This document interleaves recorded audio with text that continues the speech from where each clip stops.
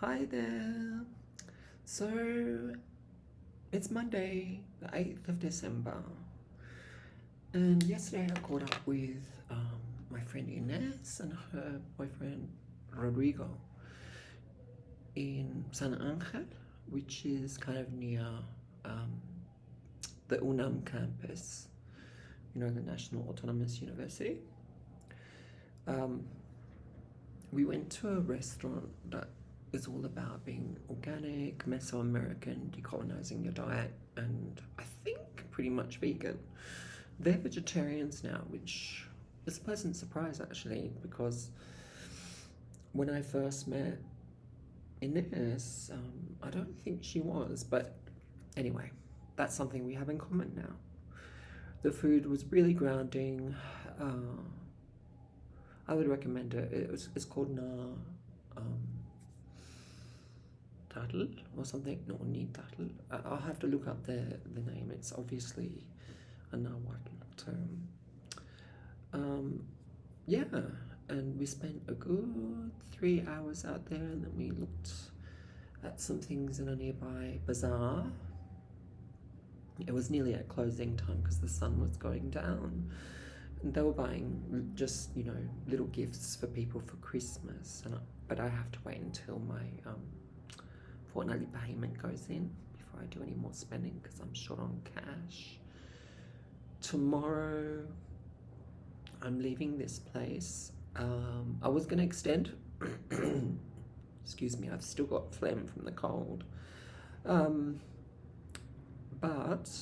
when I went in to extend, someone else had already booked. I looked at it yesterday and it was like another $200 for 3 days. And I'm like, oh, I don't like that. I want something cheaper.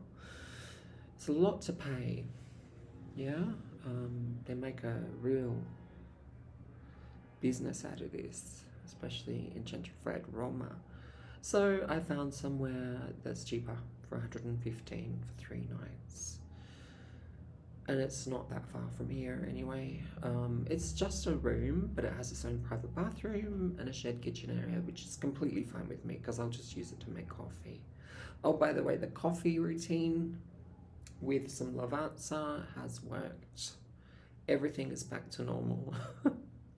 That's what my system needs, regularity. So I leave on Friday. Today's Monday. I'm leaving on a flight that flies out on the 12th at 5 p.m.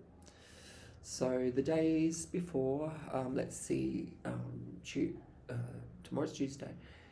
Then on Wednesday, that's when my money should go in, and I'll be able to do some little compras. But I'm ready to go. There's been a lot of aspects of travel that have just been utterly exhausting, and also maneuvering around gendered expectations has been a bit tough on me, tougher psychologically than I expected. When I speak in English, this is my voice, but when I speak in Spanish, I'm still going for the lower tenor. And it's a bit harder for me to sort of think consciously about how that comes across. And then there's also the gendered presentation that for people here is considered to be masculine. They don't have the same bandwidth as in other places. Admittedly, I had this funny incident at Suvai, which is a restaurant on Zacatecas Road, in which the waitress came up behind me while I was wearing a coat and khaki pants, something like this to a polo, maybe a different colour, and she said, gentleman, yeah, and then she saw me and she goes, I'm so sorry, young lady. And it's like moments like that where it's quite funny because it flips and there's a recognition, but then there's other times where I'm just pegged in ways that are contrary to my own feelings and self-concept. And I know a lot of people who aren't trans out there don't get this, okay? But we've got a lifetime of this. Yeah, it's a cognitive load, and I'm not complaining about people I get it. I get that gender is a sorting machine. But the whole point of transition is to change that up, because it's really psychically or psychologically fraught having to navigate a lifetime of not feeling male, not being male, and then being foisted back into it, you know, like as a kind of, I'm sorry, that's what you are. And, you know, people who are anti-trans say, sorry, I was just chucking some sugar away, say that what we have is a delusion, but it's not true. It really isn't true. Delusions are different. Delusions are what people who have psychotic breaks experience. So let's just be a bit more precise with our terminology. You can see it as a cognitive, neurological thing. And re-embodiment is about just being at home in yourself, in your self-image, and what your brain tells you. So I don't want to press the point too much because I've done it in other videos, but this is what makes me feel good about myself. Yeah? Real in the world. The rest of it is hiding in the shadows. It's not a fetish, it's not an ideology, it's none of those things. It's being in sync. You get it? Anyway, it's a cultural thing because back in Sydney, it's really rare that someone would call me sir. Really, really rare these days. People read gender with a bit more bandwidth. They can see me in all my glory. Yeah. So I'm still going through changes.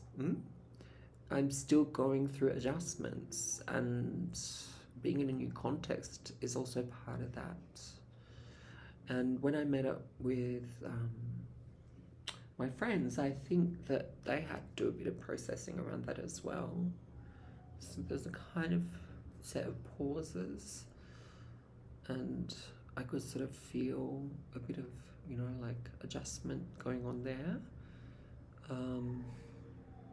I think that people don't have to be avowedly anti-trans to have that kind of feeling of a gap in understanding. And short of actually explaining the whole longue durée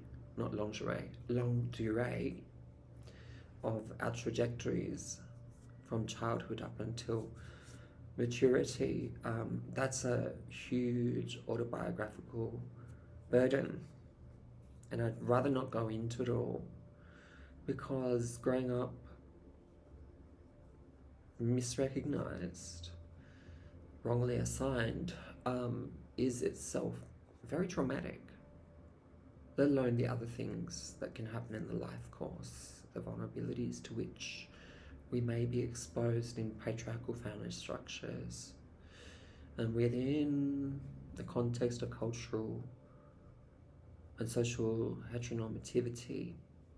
I have the tools to understand this intellectually, but then I must also build forms of resilience to navigate anew the social world as I re-embody, as I come back into my own. I hope that makes sense. I'll make another video soon.